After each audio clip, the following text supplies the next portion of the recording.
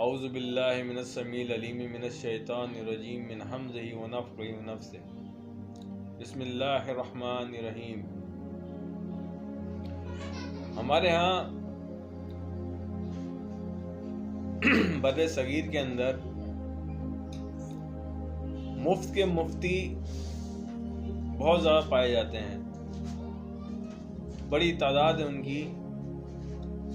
جو مفت کے مفتی بنے پڑے ہیں۔ میں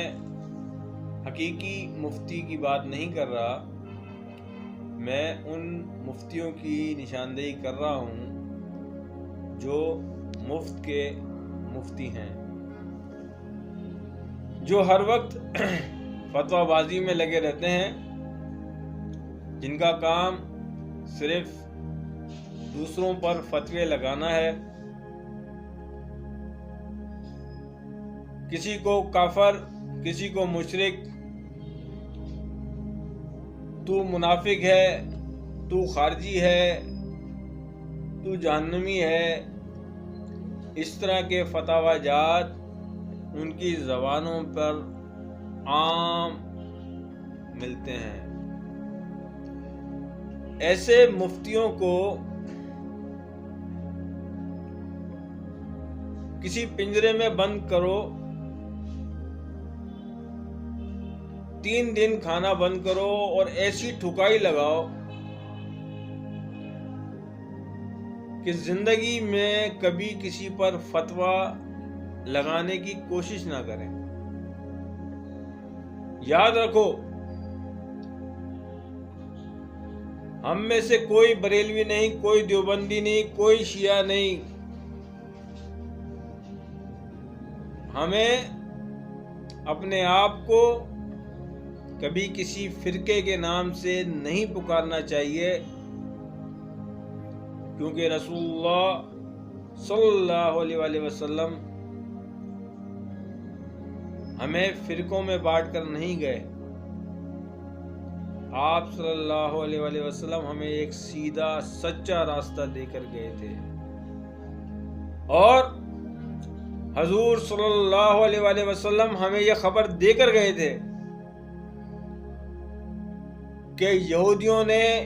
71 فرقے بنائے، عیسائیوں نے 72 فرقے بنائے، میری امت میں 73 فرقے بن جائیں گے۔ یہ خبر آپ صلی اللہ علیہ وآلہ وسلم نے اس لیے نہیں دی تھی کہ ہم لوگ اپنے آپ کو مختلف فرقوں میں بانٹ دیں، بلکہ یہ تنبیہ تھی کہ جس طرح یہود و نصارہ ملعون ہوئے، جس طرح انہوں نے اپنے آپ کو فرقوں میں بانٹا اور اللہ کے نزدیک ملعون ٹھہرے، کہیں تم لوگ ایسا نہ کرنے لگ جانا، تم لوگ ان لوگوں میں شامل نہ ہونا جو یہود و نصارہ کے طریقے پر چلیں، جو یہود و نصارہ کے طریق کو اپنائیں، تم ان لوگوں میں سے نہ ہو جانا، تم لوگ فرقوں میں نہ بٹنا۔ کچھ لوگ لوگوں کے ذہنوں کو اس طرح خراب کرنے کی کوشش کرتے ہیں، کہتے ہیں کہ دیکھو حدیث میں آیا ہے نا،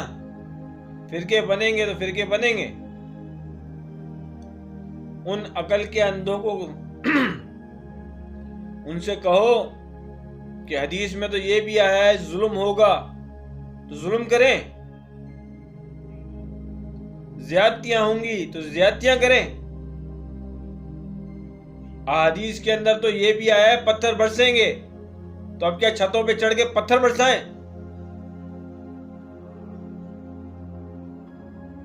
حدیث کا معنی سمجھنا پڑتا ہے۔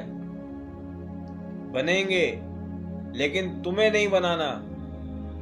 تمہیں ان لوگوں میں شامل نہیں ہونا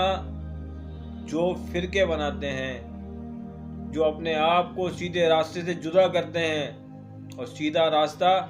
صرف رسول اللہ صلی اللہ علیہ وسلم کا راستہ۔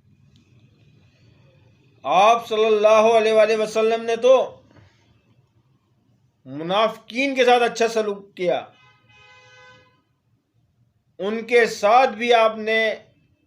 احسان کیا، ان کا بھی آپ خیال رکھتے تھے، لیکن یہ مفت کے مفتی مسلمانوں کو آپس میں پھاڑنے میں لگے ہوئے ہیں، انہیں جدا جدا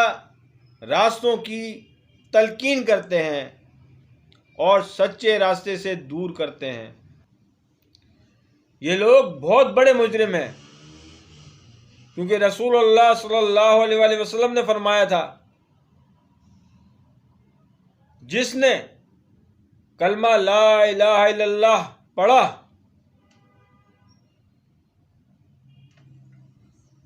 اس پر عمل کیا،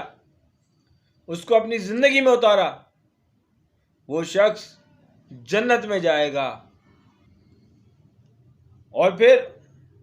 ایک حدیث میں مسلمان کی نشانی بتائی کہ جو شخص ہمارے طریقے پر نماز پڑھے، ہمارے